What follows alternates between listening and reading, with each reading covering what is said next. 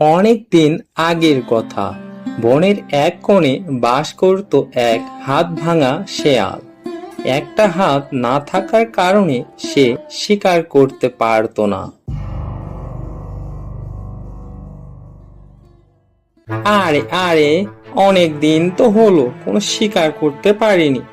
সামনে একটা ছাগল দেখতে পাচ্ছি না, যাই ধরে নিয়ে আসি ছাগলটাকে।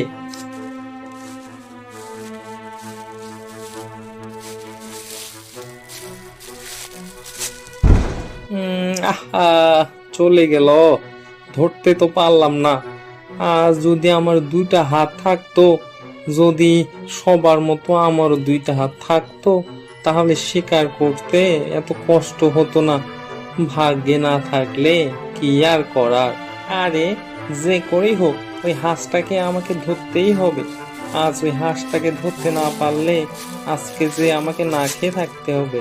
যা, এটাও ধরতে পারলাম না। আজ যে কি খাবো, একটাও তো শিকার করতে পারলাম না। যাই, সামনের দিকে হাঁটি, যদি কিছু পাই। এরপর শিয়াল হাঁটতে হাঁটতে সামনের দিকে যেতে লাগলো। হঠাৎ সে দেখতে পেল একটি আম গাছে টসটসে আম ধরেছে। বাহ, এ তো দেখি বড় বড় টসটসে আম ধরেছে।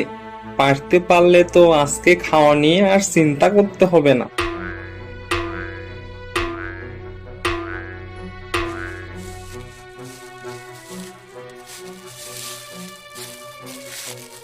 কি হে শিয়াল বন্ধু, মন খারাপ কেন তোমার? কি হয়েছে?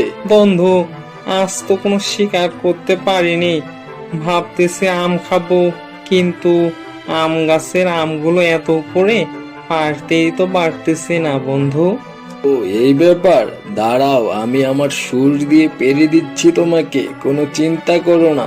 এরপর হাতি শিয়ালটিকে আম পেড়ে দিতে লাগলো, আর শিয়াল বসে বসে সে আমগুলো খেতে লাগলো।